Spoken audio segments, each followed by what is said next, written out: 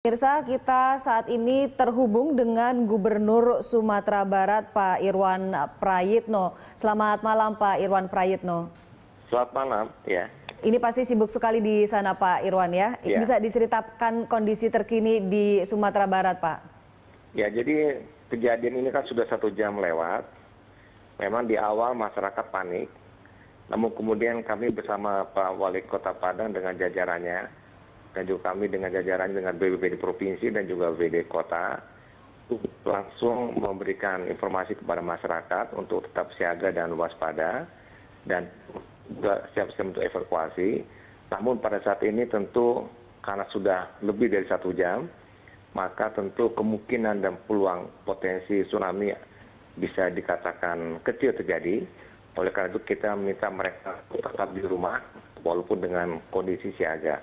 Dan sebagai satu hal yang juga bisa disampaikan, kami sudah terkontak ke Sikakap, ke ya, ke Siberut di daerah Mentawai. Mereka memang di sana pun sedang evakuasi, dan yang pasti sampai saat kita telepon tidak ada tsunami. Maka dengan demikian peluang untuk di daerah pesisir di pantai Sumatera Barat juga kecil kemungkinan. Kami juga sudah tersambung dengan Bupati di Pesisir Selatan. Semua situasi juga terkendali dan mudah-mudahan masyarakat sudah mulai agak tenang dan bisa kembali kepada rumah mereka masing-masing. Pak Irwan, apakah di Sumatera Barat saat ini pada saat kita berbincang potensi tsunami sudah dicabut, Pak? Nanti kita menunggu resmi dari BMKG. Jadi kita tidak bisa untuk memberikan suatu berita ataupun keputusan sebelum BMKG memutuskan. Tapi dari melihat kondisi di mana gempa terjadi 1 jam sebelumnya, dan yang terdekat adalah di Kepulauan Mentawai, dan Mentawai sampai saat tadi kita telepon tidak ada tidak ada tsunami, maka peluang itu menjadi semakin kecil. Tapi untuk kepastian memutuskan bahwa tidak ada potensi tsunami, kita masih menunggu dari BMKG. Baik Pak, berarti kan potensi tsunami ini masih ada ya Pak ya.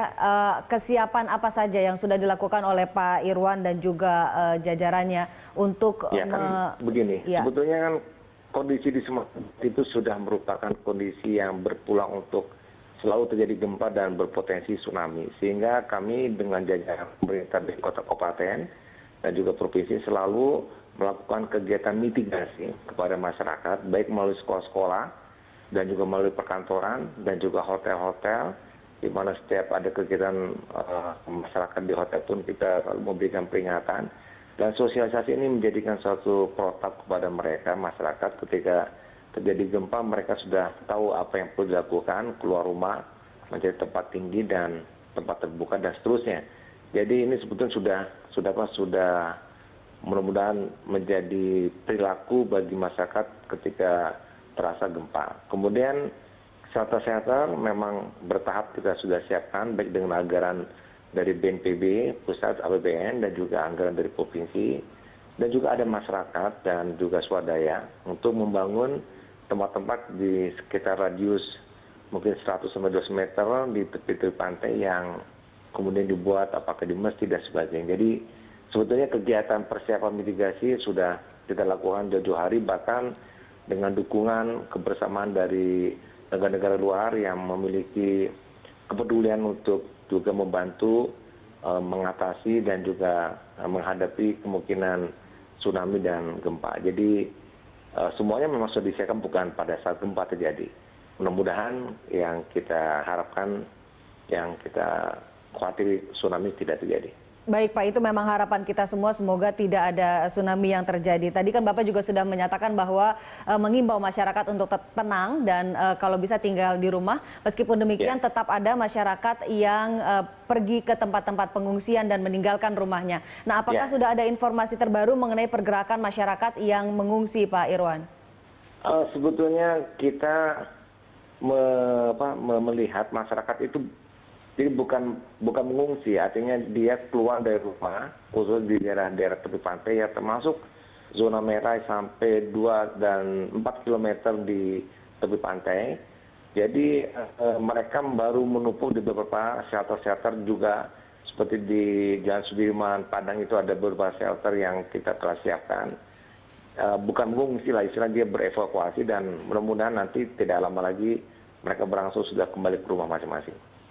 Kondisi terkini di sana seperti apa, Pak? Apakah listrik dalam keadaan masih menyala atau dalam keadaan mati? Lalu apakah banyak jalan rusak? Seperti apa bisa digambarkan, Pak Irwan? Oh, tidak, dan alhamdulillah komunikasi melalui handphone jalan baik. Walaupun mungkin sedikit ada gangguan karena mungkin ramai tapi tidak mati, ya. Dan listrik juga hidup bagus, baik, alhamdulillah seperti biasa.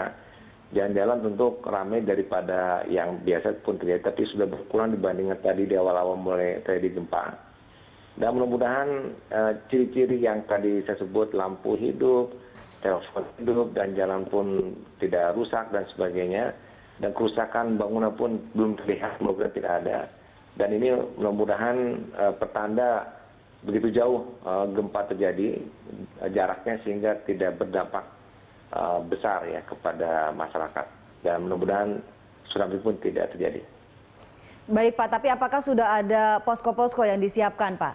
Oh iya, posko-posko otomatis sudah kita siapkan. Ada berapa banyak dan di mana saja titik-titiknya Pak Irwan, bisa diceritakan? Di tepi-tepi pantai memang sudah ada persiapan, namun demikian karena ini bukan bencana seperti banjir dan sebagainya, ini adalah bencana gempa dan potensi tsunami, tentu poskonya ada di zona aman. Kalau di zona merah seperti di tepi pantai, tentu kita mengarahkan mereka untuk melakukan evakuasi.